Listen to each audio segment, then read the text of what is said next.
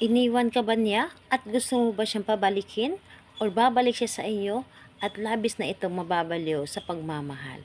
Hello mga guys, kumusta kayo? Panibagong araw, panibagong video na naman tayo, and sa araw na ito ay isa na naman video ang aking tuturo sa inyo ng simpleng gabay o simpleng pamamaraan na makakatulong sa atin. At bago ang lahat, gusto ko lang mag-disclaimer sa mga taong hindi naniniwala at hindi gusto ang mga kagaya nitong video. Please skip this video and maghanap kayo ng videos na gustong gusto nyo, dahil ang video na ito ay para lamang ito sa mga taong naniniwala and gusto mag-try.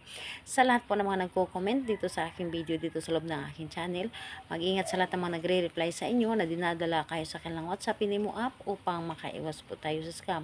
Ngayon ituturo ko sa inyo paano siya babalik at labis ng babaliw sa pagmamahal sa inyo.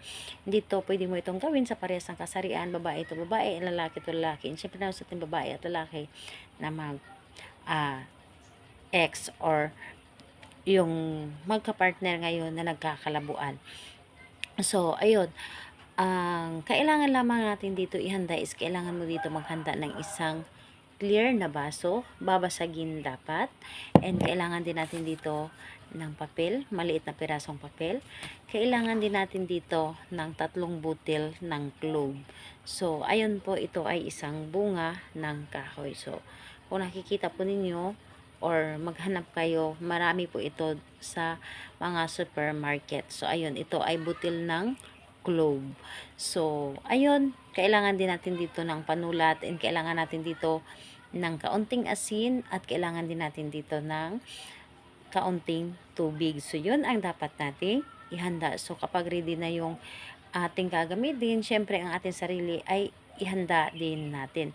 Ihanda natin ang ating sarili na kailangan na alam natin sa ating sarili na gustong-gusto natin itong gawin at hindi ka nagdududa, at buo dapat ang iyong loob, tiwala at paniniwala sa paggawa dito.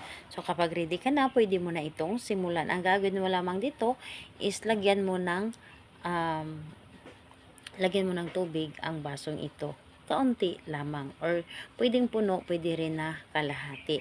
So, lagyan mo siya ng tubig, at dito sa papel, isulat mo lamang dito ang pangalan niya ng 2 beses. So, isulat mo dito ang pangalan niya ng 2 beses at ilagay ito dito sa loob ng baso. At saka mo ilagay ang butil ng clove. 3 butil ng clove. So, ilagay mo lamang dito at ilagay mo ang kaunting asin. So, kapag nailagay mo na ang kaunting asin, ibulong mo lamang dito ang inyong nais. Halimbawa, pangalan, apelyido, ikaw ay babalik sa akin at mas mamahalin mo pa ako, mababaliw ka sa pagmamahal. Yung tipong pagmamahal mo sa akin ay dubli-dublihin pa sa ngayon. So, sabihin mo dito lahat ang inyong mga gustong mangyari kung kayo ay nagkakalabuan na or ikaw ay iniwan niya at gusto mo siyang bumalik sa inyo. So, sabihin mo lamang dito ang iyong nais, kailangan na nang gagaling sa inyong puso ang inyong mga sinasabi. So, ayun, ang basong ito ay itago mo sa lugar ng sulok ng inyong bahay na kung saan ay hindi ito makikita ng inyong mga kasamahan sa loob ng bahay. Gawin ito sa araw ng Tuesday and Friday dahil ito ang pinakamalakas na araw.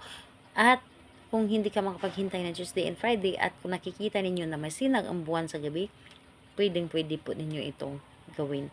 So, sa araw ng Tuesday and Friday naman, kahit anong oras, basta Tuesday and Friday ang paggawa, mas maganda na gawin sa gabi. Dahil mas malakas tayo ng mapapakinggan or mabilis tayo mapapakinggan ng ating universe. Ayun, salamat po sa inyo. Bye bye everyone. God bless us all.